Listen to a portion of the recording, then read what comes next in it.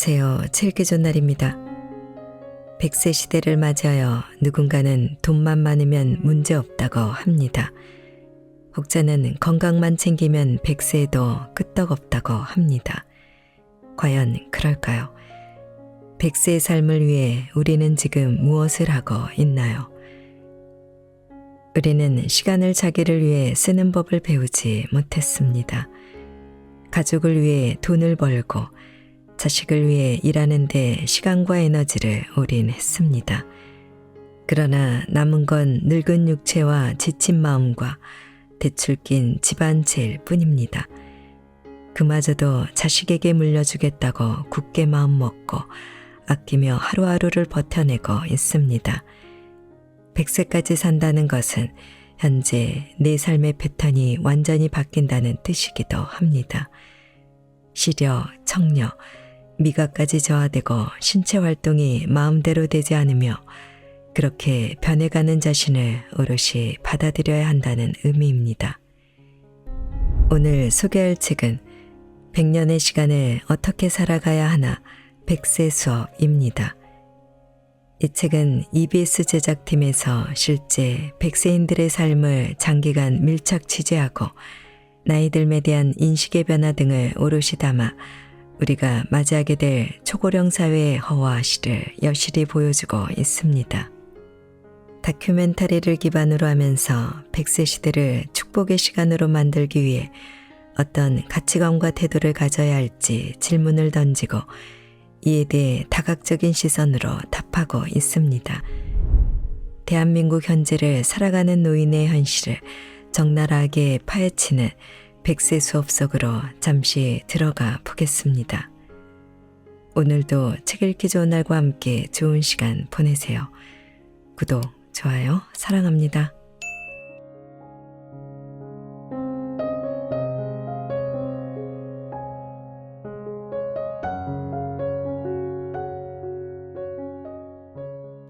폐지 줍는 80대 노부부, 집을 팔지 않는 이유.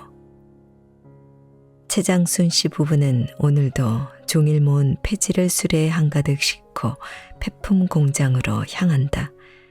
폐지를 팔아 받은 돈은 7,200원. 하루벌이 7,200원이면 평소보다 많은 편이다. 이렇게 일해서 최장순 씨는 남편과 함께 한 달에 20만 원 정도를 겨우 손에 쥔다.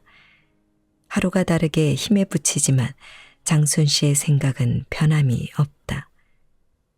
남의 돈은 공짜로 10원도 싫어요. 내가 노력해서 받는 건 괜찮은데 그 사람들이 힘들게 번 돈을 공짜로 받는 건 아니죠. 고대도 스스로 노력해서 돈을 버는 게 마음이 편하다고 했다. 자식들에게 돈 얘기는 아예 꺼내지 않는다. 돈 얘기를 꺼내는 순간 자식들도 장순 씨 부부도 서로 마음이 안 좋아진다는 걸 잘 알고 있다.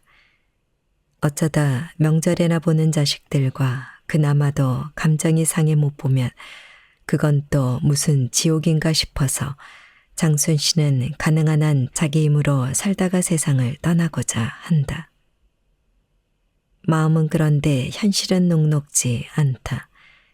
매일 아픈 것이 달라진다. 병원이라도 마음 편히 다닐 수 있으면 좋으련만 병원비로 쓸 돈이 없다. 소유하고 있는 8평 남짓한 작은 빌라 때문에 장순 씨 부부는 기초생활수급자 혜택도 받을 수가 없다. 당장 사용할 현금을 마련하기도 힘들다.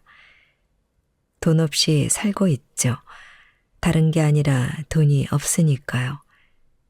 다른 사람들은 나이 먹어도 편하게 살더라고요. 반찬도 해놓은 걸 판대요.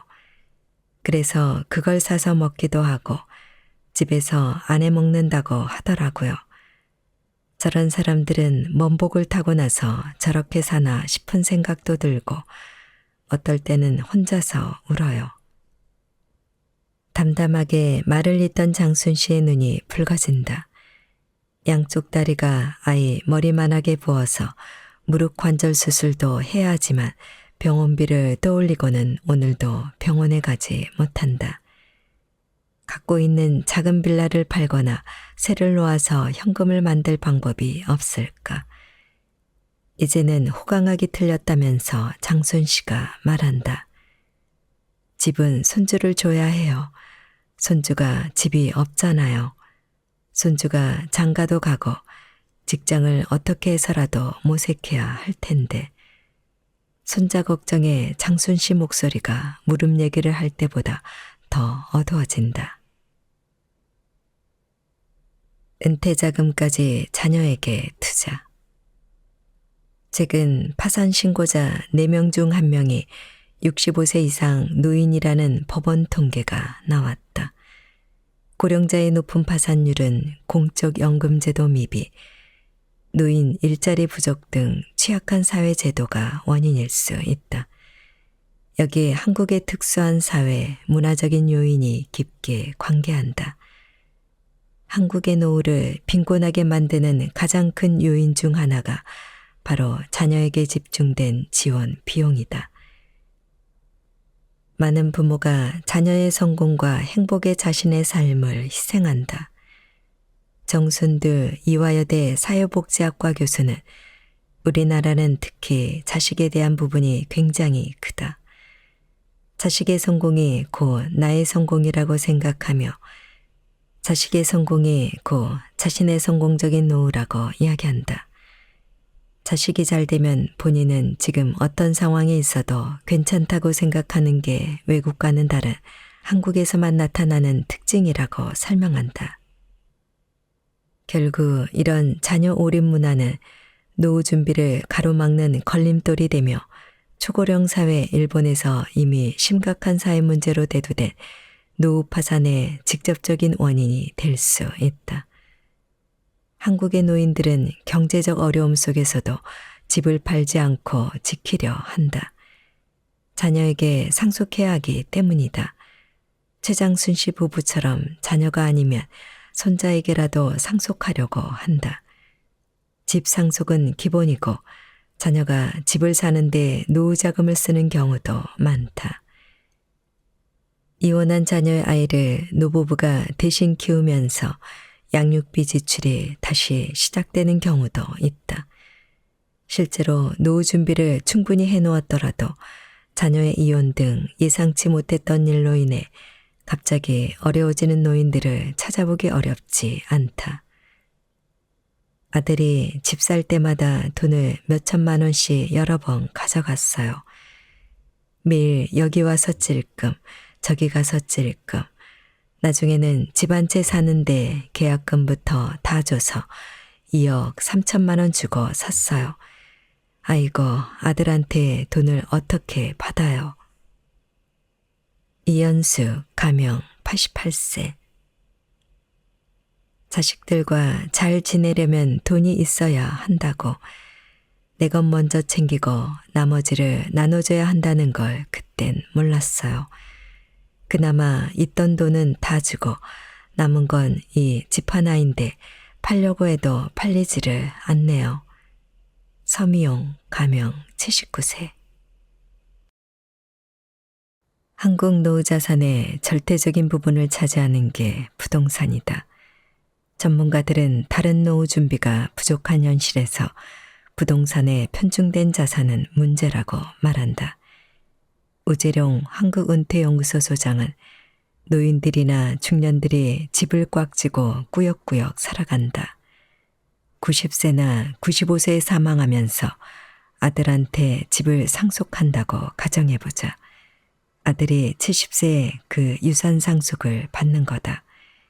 이걸 노노상속이라고 하는데 부모가 아낀 의미가 전혀 없이 형편없는 모습이 되는 거다라며 부동산 상속을 제고하라고 조언한다. 아직 소득이 안정적인 세대는 집 크기를 줄이고 자녀 사교육비를 줄여 저축을 늘려야 한다. 특히 과도한 자녀 교육비 지출이 노후 파산을 예고한다는 분석은 여러 전문가들에게서 공통적으로 나온다. 사교육비만큼 줄어드는 저축, 자녀가 대학을 다닐 때쯤 퇴직해 줄어드는 소득, 자녀 결혼을 위한 목돈 지출 등 노후 파산의 위험 요소는 점점 늘어난다. 자식은 자식, 나는 나. 70대 중반인 조은하 씨 부부는 살던 집에 거주하며 주택을 노후 자금으로 쓰고 있다. 노후를 자녀에게 의존하지 않고 스스로 해결하기 위해 주택연금에 가입했다. 주택을 담보로 현재 살고 있는 집에서 사망할 때까지 평생연금 방식으로 일정액을 지급받을 수 있다. 조은하 씨는 집에서는 돈이 나오지 않는다는 현실을 직시하고 매달 현금이 나오는 방법을 준비했다. 매달 연금이 나온다는 건 정말 든든한 일이다. 은화 씨는 말한다. 내 말년에 자녀들에게 짐이 될 수 있다는 게 제일 부담스럽거든요. 애들에게 그 경제적인 부담을 주지 않아도 되잖아요, 이제. 남편 구신영 씨도 만족스럽다. 미리 준비해야죠. 사전에 준비한 결과물이 노후에 오는 거예요. 부부는 작은 텃밭도 구입했다. 소일거리로 블루베리 농사도 짓기 시작했다. 노후를 어떻게 보낼지 부부가 구체적인 계획을 세우지 않았다면 지금의 여유도 없었을 것이다. 노후에 대한 장기적인 계획이 중요한 이유다. 열심히 고민해서 세운 계획이 현실적으로 실행되는 것 같아서 참 다행이라고 생각해요. 조은하 씨 부부는 주택연금을 충분히 활용하고 필요 없는 소비를 줄이는 것으로 여유를 찾았다. 자식과의 거리도 적절해졌다. 부부가 편하고 여유롭게 잘 사는 것이 멀리 생각하면 자식을 위해서도 좋다. 가정마다 개인마다 노후 준비 여부를 결정하는 상황이 다르지만 그 다른 상황 속에서도 노후를 계획하고 준비하는 데 공통적으로 유의할 부분이 있다. 자식과의 관계에서 경제적, 정신적 독립도 그중 하나다. 주택 소유와 상속자의 달라진 의미. 주택연금은 소득원이 없는 65세 이상 고령자들이 지금 소유하고 살고 있는 집을 담보로 그 집에 거주하면서 평생 혹은 일정 기간 생활비를 연금 형태로 수령하는 방식이다.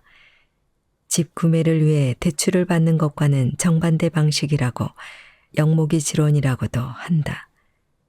연금 형태의 주택담보대출인데 노후 현금 흐름에 도움이 된다.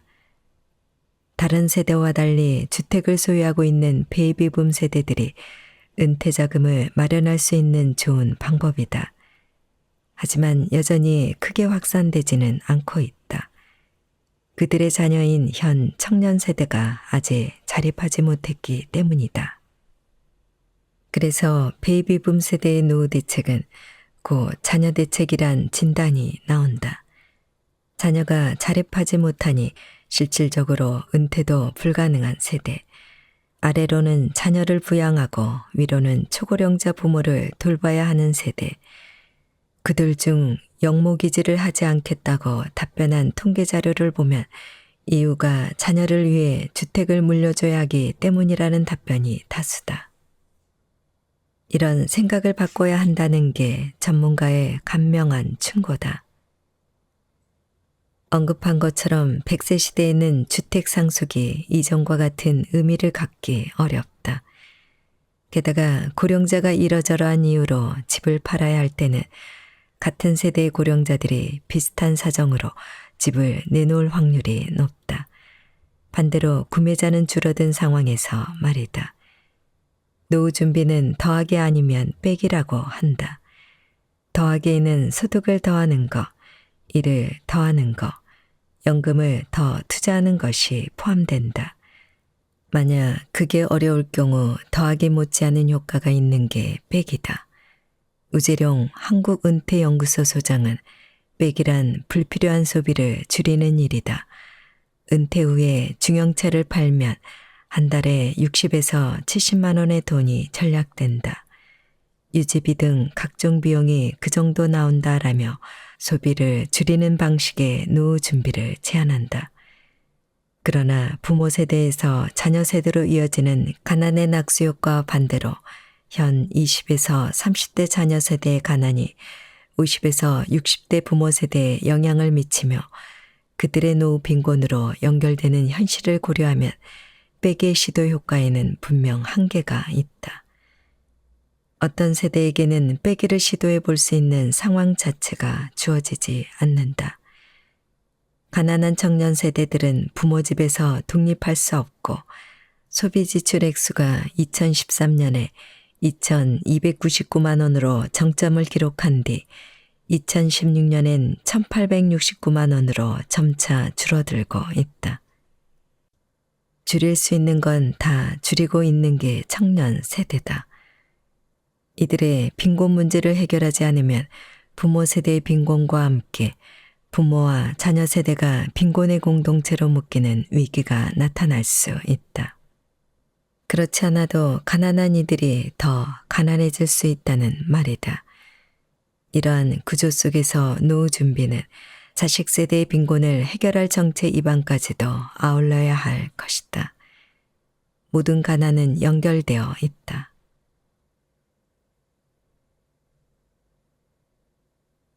여성 노인 빈곤의 그늘. 올해 80세인 조경숙 씨는 비좁은 단칸방에서 혼자 생활하고 있다. 가구 하나 놓을 수 없는 초라한 생활 공간에서 기초 생활수급자로 어렵게 살고 있는 조경숙 씨는 한국 최초의 사립 유치원 교사였다. 옛날 사진 속 그는 존경받는 엘리트 여성의 모습 그대로 젊고 당당하다. 이때만 해도 얼마나 좋았어. 이렇게 젊고 그때 100만 원이면 엄청 큰 돈이었죠. 웬만한 교수 봉급보다 많았어요. 경제적인 여유와 높았던 자존감, 아이들이 함께한 빛나던 시절은 사진과 함께 바랬지만 그저 추억이라 하기에는 여러 가지가 마음에 얹힌다. 노후 준비 없이 갑자기 닥친 불행은 그 모든 추억을 떠올리면 슬프고 무거운 기억으로 바꿔놓았다. 나는 아니겠지 하는 여느 사람들처럼 경숙 씨도 자기 노년은 다를 거라고 믿었다. 그때와는 달라져도 너무 달라진 삶. 하루에도 몇 번씩 막막함이 몰려온다. 내가 일찍 이혼했거든요. 그러고 나서 어디 갈 데가 있었겠어요. 구절구절 힘들었던 시간을 말로 다 못하고 경숙 씨는 잠시 먼 곳을 응시하고 앉아있다. 생활비는 늘 빠듯하다. 기초생활수급비에서 월세를 내고 나면 남은 돈은 얼마 없다.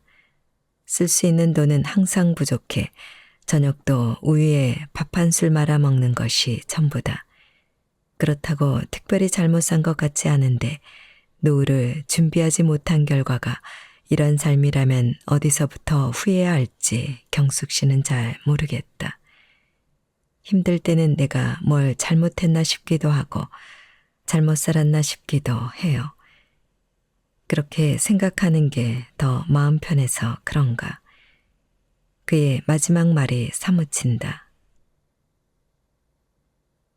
빈곤의 여성화. 여성 노인의 빈곤은 구조화되어 있다. 개인의 노력만으로 해결할 수 있는 문제가 아니라는 말이다. 여성 고령자는 남성에 비해 빈곤층으로 추락할 확률이 훨씬 높다. 이는 전 세계적으로 나타나고 있는 현상이지만 다른 문제와 마찬가지로 한국의 경우 더 빠르고 심각한 양상을 띠고 있다. 노인 빈민의 70% 이상이 여성, 빈곤 가구의 절반 이상이 여성 가구주 가구로 빈곤의 여성화는 계속 심화 중이다. 빈곤의 여성화란 여성의 빈곤은 여성에게 차별적인 구조 때문에 발생되는 여성 문제로 인식되어야 한다는 주장과 함께 1978년 미국의 여성 경제학자 다이애나 피어스가 최초로 제기한 개념이다. 당시에는 가족의 생계를 책임지는 여성 가장들이 빈곤층의 절대 다수를 차지하고 있었다. 지금까지 노인 빈곤을 비롯한 노인 문제는 남성 노인을 기본 대상으로 하는 노인복지 차원에서 주로 논의되었다. 사회가 남성 빈곤을 여성의 그것에 비해 심각한 사회 문제로 인식해온 경향이 있고 거기에는 남성을 생계부양자로 인식하는 반면 여성은 독립된 개인이 아닌 의존적인 피부양자로만 인식하는 한계가 있었다. 마찬가지로 그동안 여성 문제라고 하면 가정폭력이나 가정 내에서의 문제에 국한되었지만 고령화 사회에 접어들면서 이제 여성 노인의 빈곤이 주요한 여성 문제로 떠올랐다.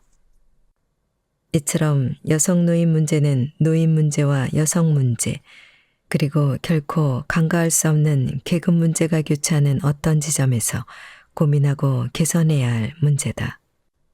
여성학을 비롯한 영계 학문에서 관련 연구가 이루어져 왔지만 다른 사안과 비교하면 한참 부족한 실정이다. 앞으로 100세 시대에 대면할 여러 노인 문제의 핵심은 여성 노인 문제와 연결되어 있다. 먼저 인구수와 수명의 차이가 있다.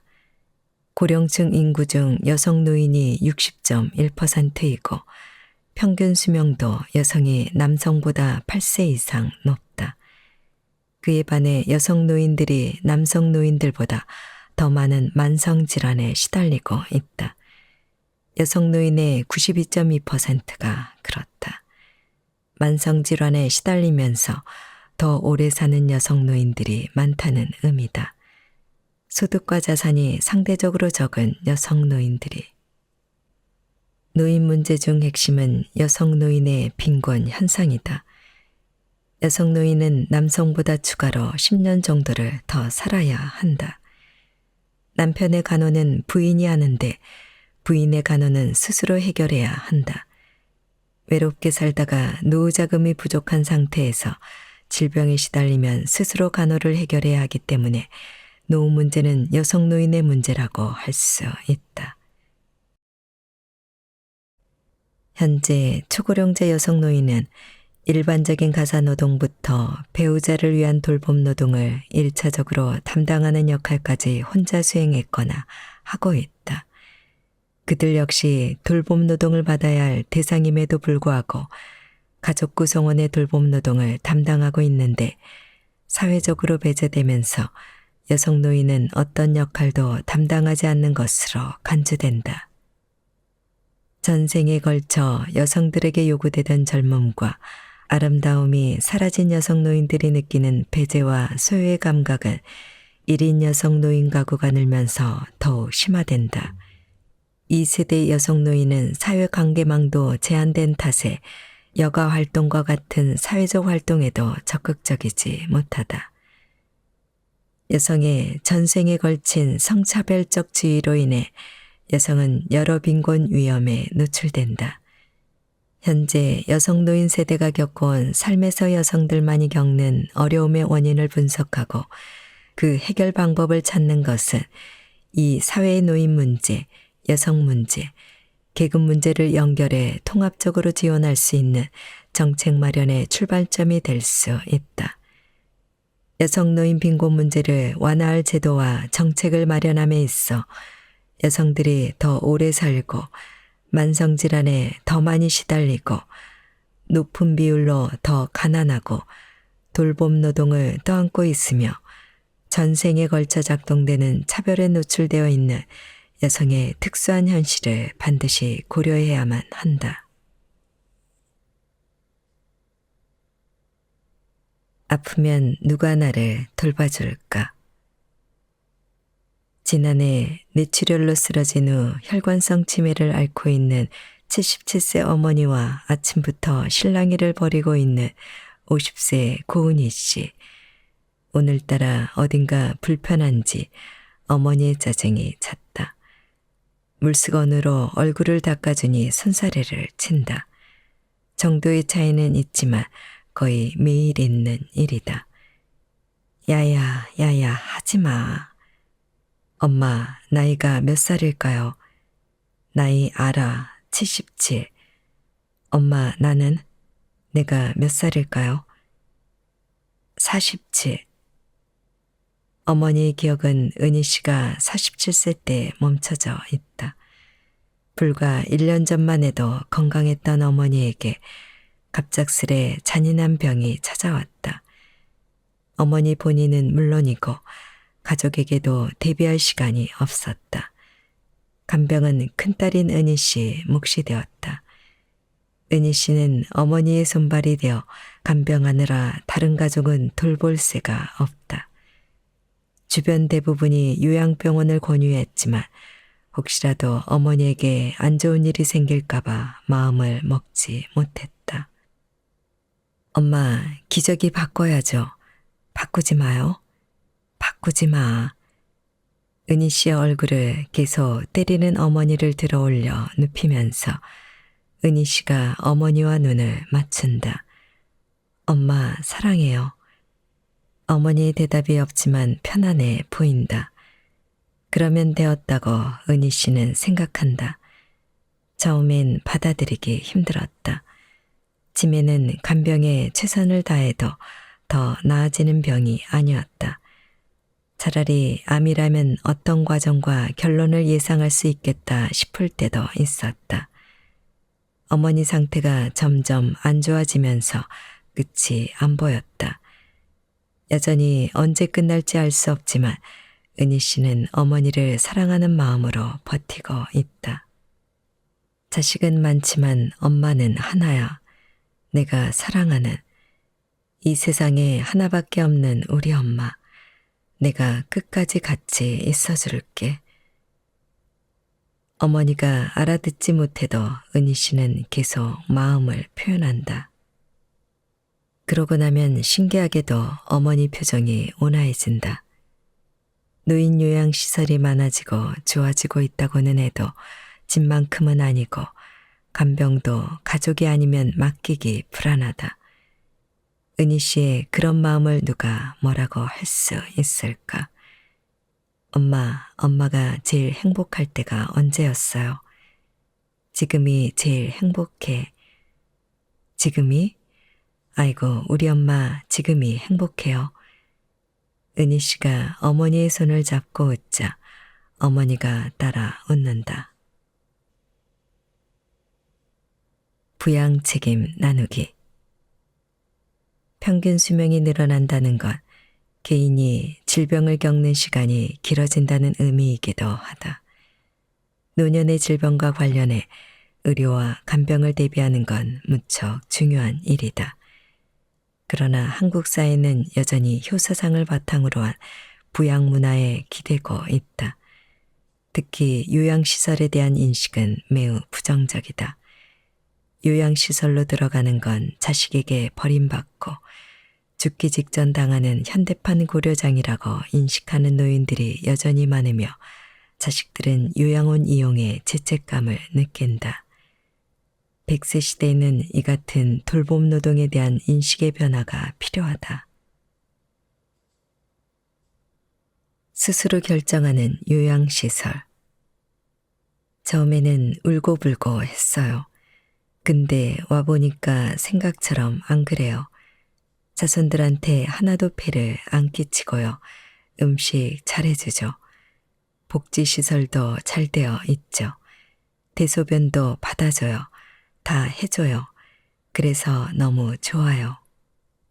이연자 씨는 가명 96세, 매일 곱게 화장을 한다. 젊은 시절부터 꾸미기를 좋아했다. 최근까지 혼자 살았는데 갑자기 치매가 찾아왔다. 가족들이 24시간 연자 씨를 돌볼 수 없어서 요양원에 들어왔다. 지금은 여러 사람들과 어울리며 얼굴에 웃음이 떠나지 않지만 처음에 왔을 때는 그러지 않았다. 연자 씨와 같은 요양원에 있는 이영범 씨도 가명 93세 그랬다고 했다. 인생 끝무렵에 요양원에 와 있는 게 참 한심하다 생각했어요.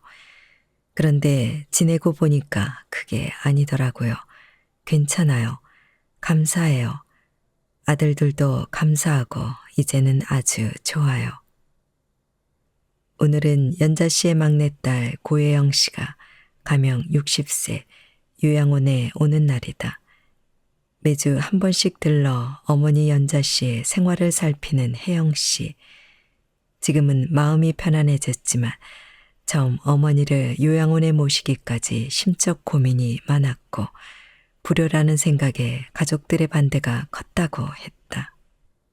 내가 요양원으로 모시고 가겠다고 했어요. 만약에 어머니가 불편하다고 하시면 다시 모시고 오자고 하고요. 한 달만 시도해 보자고 했어요.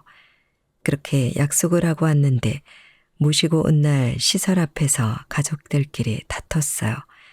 마음이 서로 안 좋았으니까요. 2주, 3주가 지나자 어머니 연자 씨가 편안해 한다는 걸 다른 가족들도 느낄 수 있었다.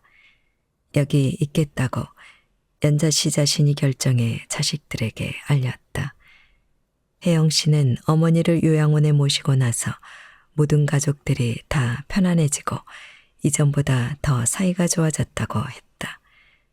어머니에게 뭐가 필요한지 매주 와서 세심하게 챙기면서 어머니와 자식들의 관계도 좋아졌다.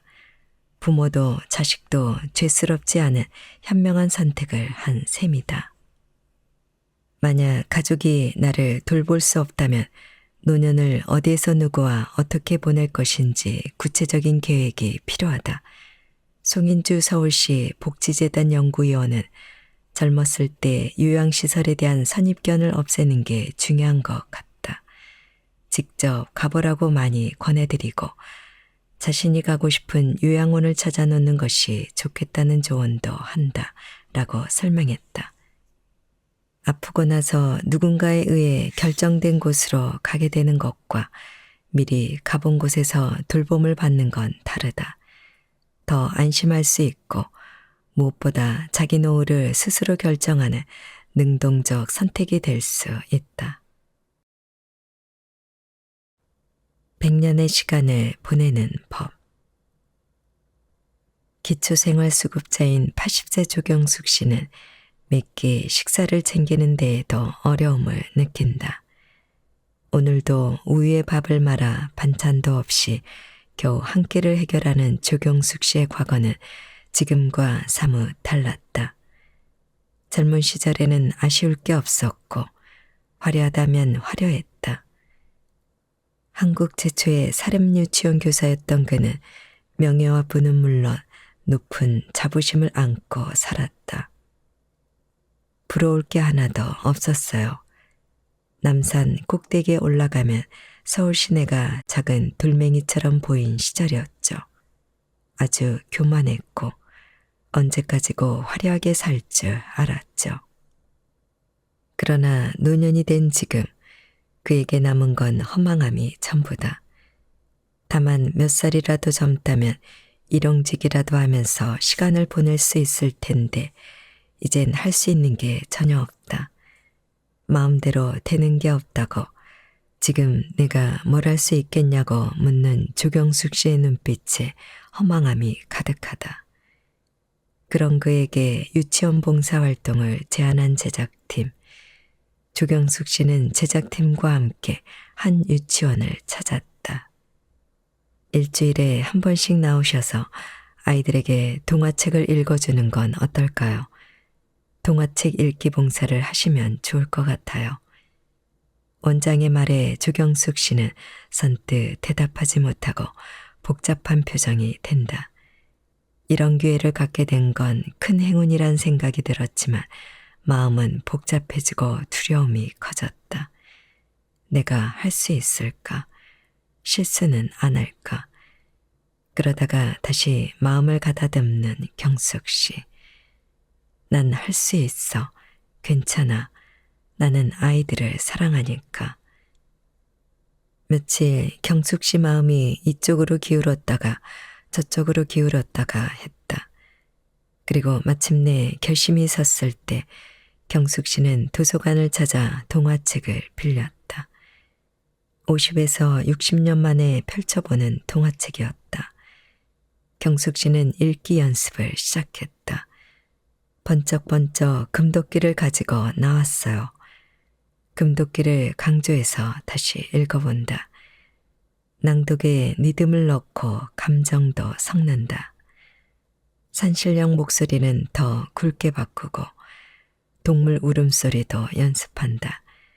그렇게 온종일 책과 씨름하며 경숙 씨는 모처럼 즐겁다. 뒷방 늙은이 취급만 받다가 불러주는 곳이 있고 할 일이 있다는 게 얼마나 감사한지 몰라요. 50년 만에 아이들 앞에서 책을 읽기로 한 날 아침, 경숙 씨는 긴장 반 설렘 반이 섞인 마음을 안고 유치원으로 향했다. 관심을 보이며 눈을 반짝이는 아이들 앞에서 경숙 씨가 먼저 인사를 한다. 안녕하세요. 반갑습니다. 아이들도 인사를 한다. 안녕하세요. 경숙 씨가 낭독을 시작하자 아이들이 토끼처럼 두 귀를 쫑긋하고 두 눈을 동그랗게 뜬다. 까르르르 중간중간 아이들의 웃음소리도 끼어든다. 50년 전 경험을 마음껏 발휘하는 경숙 씨. 한눈 파는 사람 하나 없이 잔뜩 집중해서 경숙 씨의 이야기를 듣고 있는 아이들을 둘러보다 경숙 씨는 그동안 그리웠던 게 뭔지 새삼 깨닫는다. 입을 해벌리고 집중하고 있는 아이들 표정 때문에 경숙 씨 얼굴에도 웃음이 번진다. 30여 분의 시간은 금세 지나갔다. 한 아이가 경숙 씨에게 다가와 묻는다. 다음부터 매일매일 볼 거예요? 매일매일 왔으면 좋겠어? 오늘만 하고 안 왔으면 좋겠어. 매일매일.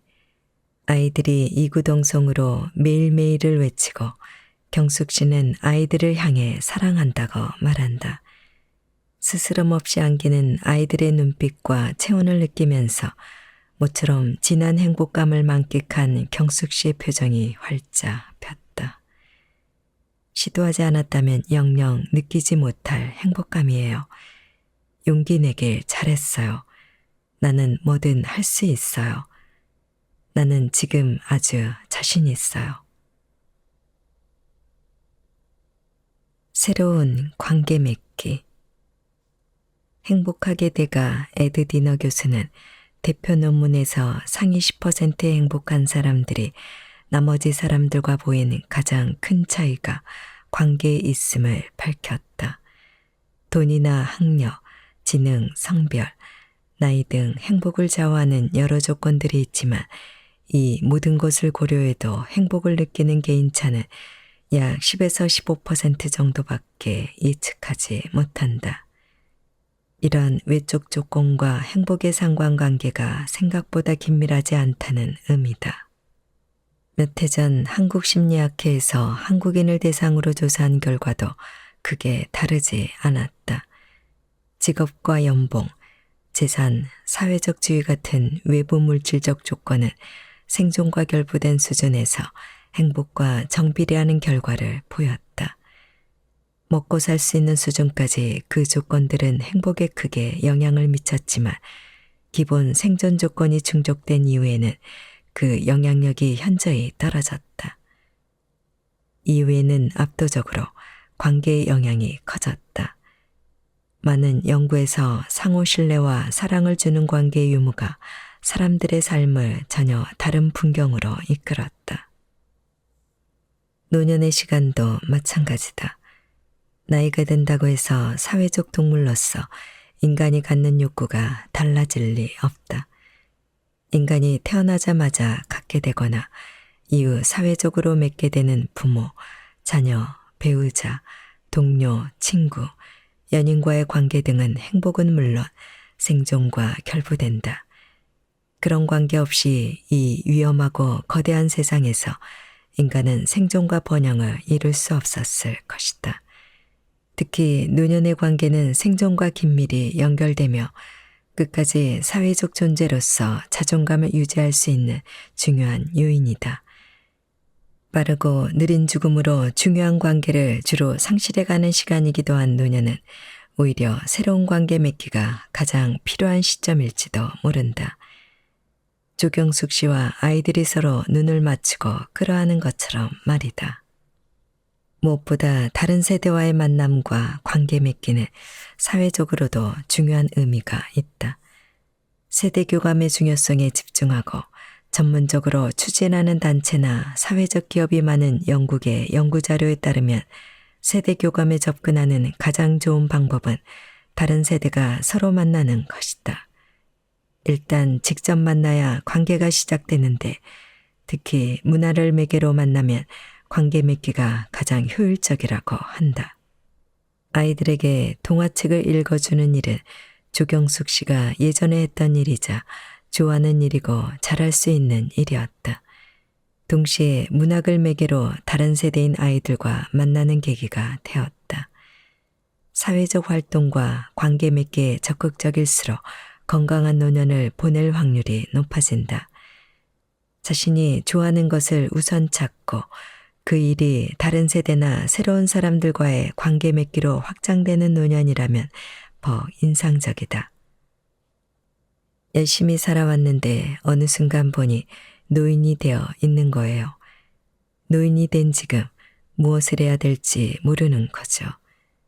모두 나를 멸시하거나 무시하는 것 같고 차별하는 것 같고 들리는 말들은 온통 서러운 말뿐이죠. 그럴 때일수록 본인이 좋아하고 재밌어하는 일을 찾아야 해요. 좋아하고 재밌는 일을 하면 마음이 안 늙어요. 마음 따라 몸도 잘 안 아파요. 중요한 건 본인이 무엇을 원하는지 알아야 합니다. 그리고 노인이 원하는 것이 있을 때 주변에서 흔쾌히 격려하고 된다, 할 수 있다고 응원해야 합니다. 김정석 교수, 동국대 사회학과.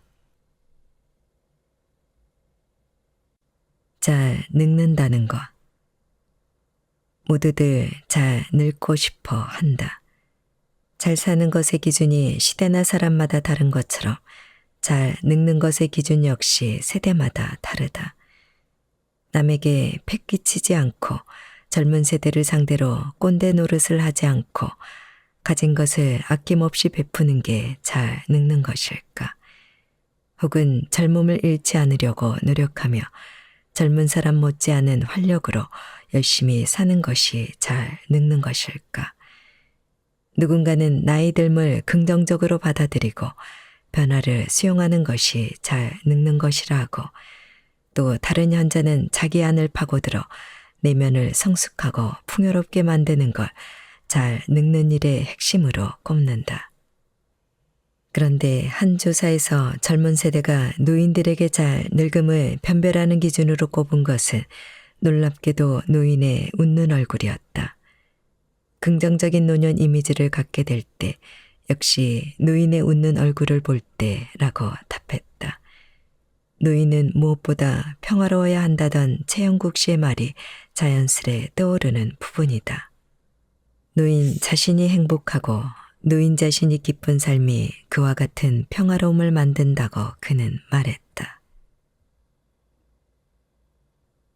다양한 개성과 감각을 살려라. 철학자 김영석 씨와 세계 최장수 현역 디자이너 노라너 씨는 규칙적이고 절제된 생활을 영위하는 것으로 유명하다. 두 사람 모두 유쾌한 웃음과 농담으로 함께하는 사람들을 즐겁게 하는 걸로도 잘 알려져 있다. 뇌출혈로 쓰러져 운신할 수 없는 부인을 23년 동안 간병하고 사별 후 혼자 노년을 맞은 철학자 김영석 씨는 저서 100년을 살아보니 해서 일할 수 있는 걸 가장 감사한 일로 꼽았다.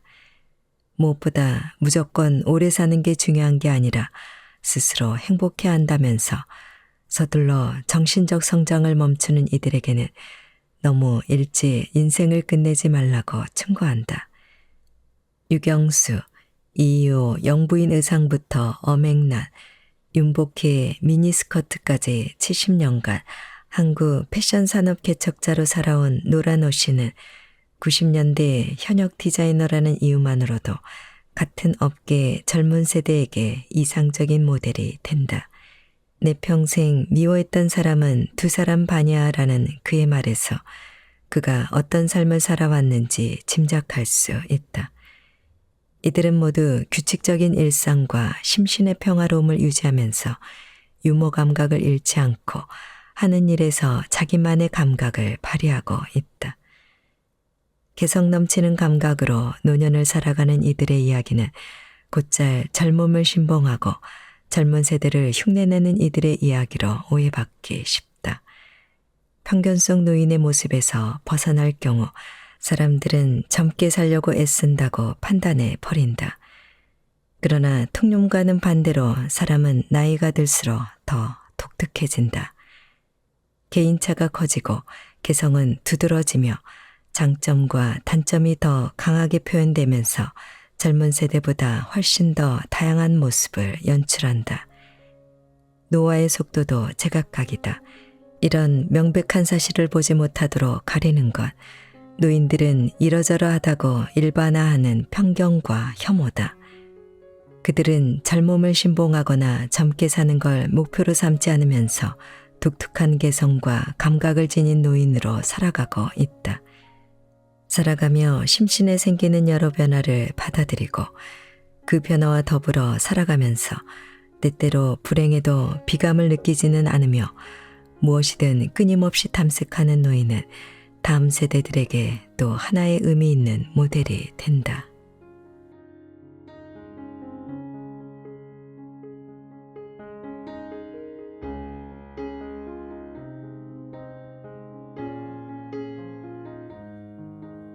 책 읽기 좋은 날 오늘은 여기까지입니다. 안온하고 포근한 시간 되세요. 사랑합니다.